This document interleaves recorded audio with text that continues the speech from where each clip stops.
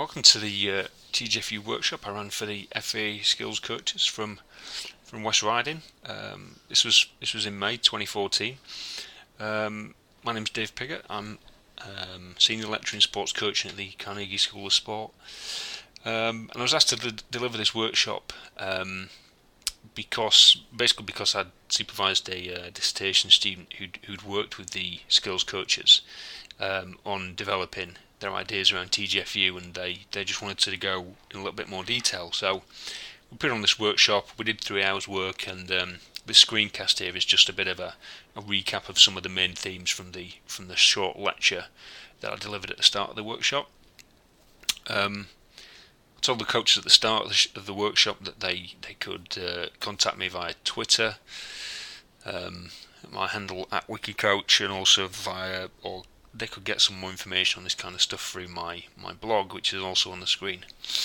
Moving on, the outcomes of the workshop were threefold. So we had 3 hours, and the first thing I wanted to do was to define some key features of teaching games for understanding, but particularly those that applied or as they considered them to apply to their own coaching practice. So not just a sort of bland lecture on concepts, but really those things that would be applicable to them in their practice.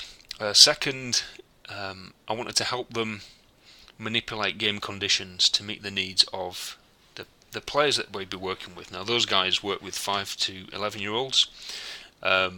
So we looked at two of the main pedagogical principles of TGfU, those being representation and tactical complexity, and how we could apply them in developing condition games. And then third, specifically, they wanted to look at the use of questions and questioning strategies to enhance the delivery of a TGfU based session. So once you have an effective game, what's your pedagogical strategy going to be that you're going to use during that game to get the most out of it? And often that's questions, but they wanted a bit of assistance with that as well. So those were the 3 basic outcomes of the workshop. The first one we covered in class. The second 2 we kind of went outside and did some work in small groups. But obviously I'm going to cover the first. I'm going to cover all 3 in this screencast, but not in practice. The first thing we did in the workshop was just to get out in the open what the coaches' folk theories were to do with TGfU, because obviously there's a lot written about TGfU. There's the FA have got lots of TGfU going on in their coach education pathways, but it's not clear where it's all coming from and that it's all sort of a coherent whole. So my first job, and this is derived from Bruner's work, Jerome Bruner, who is the Harvard educational psychologist. For him it was really important that before you begin any educational episode that you get out in the open or try to understand people's folk pedagogies or their folk theories or the existing theories that they have to do with learning and teaching. So as he says here in the second part of the quote, any innovations that you as a proper pedagogical theorist may wish to introduce will have to compete with, replace or otherwise modify the folk theories that already guide teachers and pupils. So I take this really seriously, and I'd given the coaches a short survey to complete before we began the workshop, where they'd told me what they thought TGfU was. So I printed all those responses out, and we brought them into the session, and I included my own in there, and we just worked through them and looked for similarities and differences. And thankfully, I wasn't really knowing what to expect from that exercise, but there was a strong level of agreement between the coaches on what they thought TGfU was, and the only real difference was the difference between my definition and theirs. And that really takes me on to my next point, which is to think about TGfU in two levels, if you like. So at the level of session delivery, this is where there was a lot of agreement. We all agreed that TGfU was an approach to, in this case, coaching, where the learner was at the centre of the process, where you begin a session with some sort of game form. So in this case would have been an invasion game form. simplified to a level that the learner can experience some success. That you would then develop some tactical awareness on the basis of playing the game. So the game presents some sort of tactical problem, and the coaches again seem to grasp that. That was the purpose of the game, to present a tactical problem. And then once the tactical problem had been explored, some strategic solutions had been explored, there would be some technical execution. So techniques are required to solve problems, and that they need to be drilled and refined. And after that, you can go to a sort of progressed game form and keep cycling through. Now the coaches are familiar with this because this is promoted internally within the FA by people like John Allpress, but they call it game craft coaching there. This model here, this 3-stage thing, is derived from Mitchell, Griffin and Oslin's book, but they've simplified it from a curriculum model that was devised by Thorpe, Bunker and Almond back in the mid-1980s. So this was relatively familiar, and this is what we agreed upon, that TGfU offered something in terms of how you were to organise a session. However, this was the bit where we started to differ, and I suppose the coaches hadn't really been exposed to this before. That's what emerged. So at another level, perhaps a sort of more general level, TGfU is also influential in terms of curriculum design, which in my sort of personal communications with Len Almond, he's communicated to me that this, he feels, is the forgotten aspect of TGfU. So in this, at this level, we've got this notion of game forms. So games that have shared tactical problems that belong in families, and the children need to develop an appreciation of how those games are played and the problems that they're exposed to in a broad and balanced curriculum. So not just playing one particular sport all the time, but learning invasion games through lots of different sports, for example. And that curriculums can therefore be designed around common tactical problems. So rather than designing a curriculum around teaching a sport or some techniques, you design a curriculum around what the common tactical problems are of a game form, and then explore techniques as solutions, particular to given sports. So it's this second level, this higher level of TGfU, where the coaches weren't too familiar with. So my next step was to take them through that, or how that might look in a more applied setting. So in terms of curriculum design, this is the notion of the game forms. So people will be familiar with probably the first 4 categories in this table: territorial invasion, striking, fielding, net wall and target. And then further categories of non-games, which are things like aesthetic sports, combat sports and athletic or motor sports.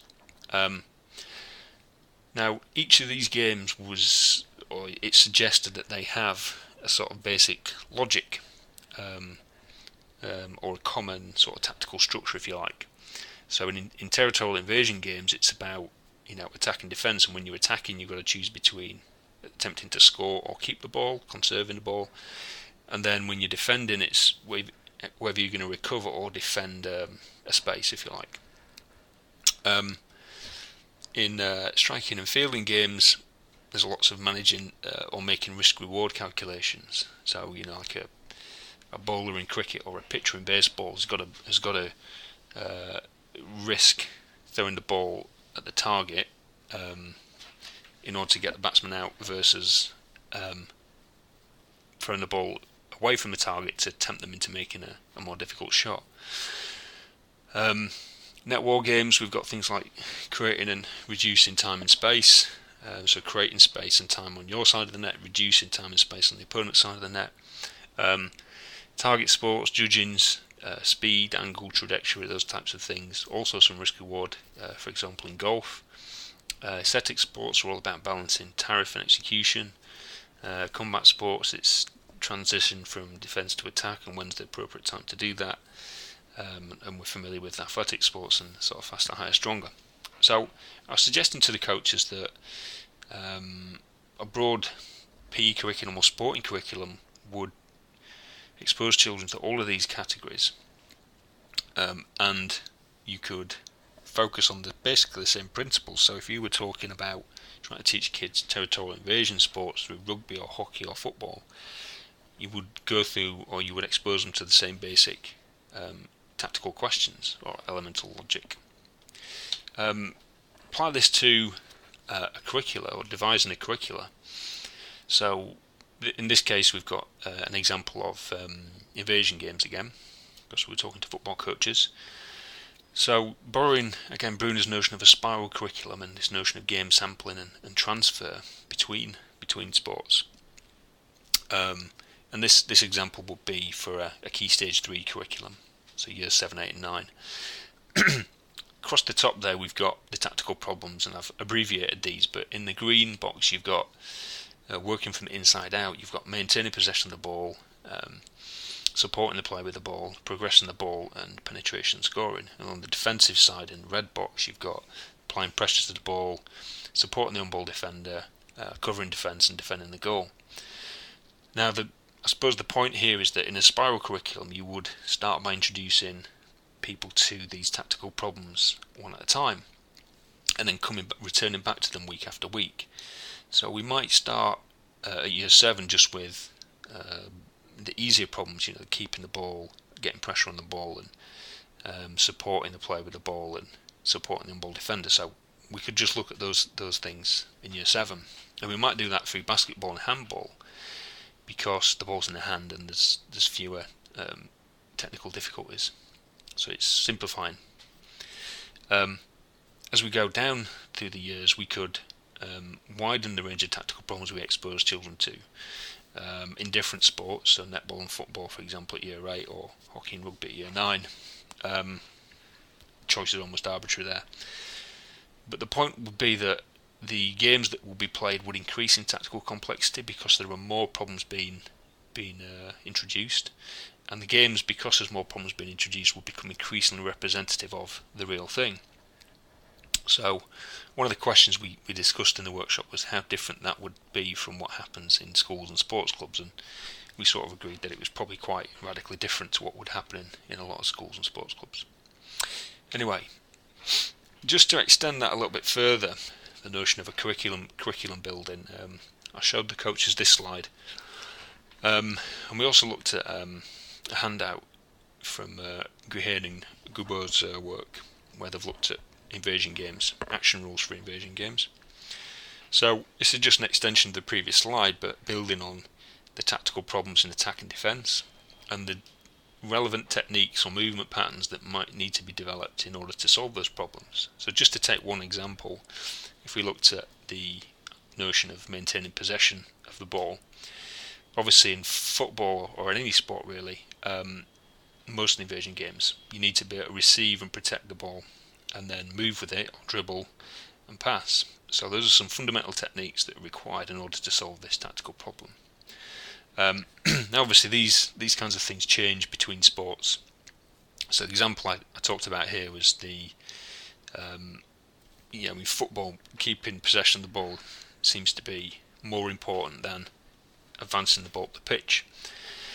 Certainly in the modern age, whereas in basketball that's really much the opposite, because in basketball you have a 24-second shot clock, so the rules dictate that you have to get the ball up the court really fast, so that problem becomes more pronounced in basketball.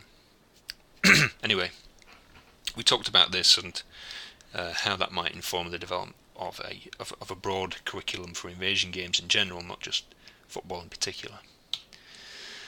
I then got into the sort of the sharp end of the workshop. So really, what's gone prior was just hoping to try to develop the coach's understanding of that second level of TGfU. But then we went back to, okay, well, what we wanted to get out of this workshop was some game design principles and some questioning principles. So for this I drew on, again, what have become known as the 4 pedagogical principles of TGfU, they being sampling, tactical complexity, representation, exaggeration. And again, for the purpose of the workshop, I sort of discounted sampling because we were only covering one sport, so it wasn't relevant to talk about sampling. And we also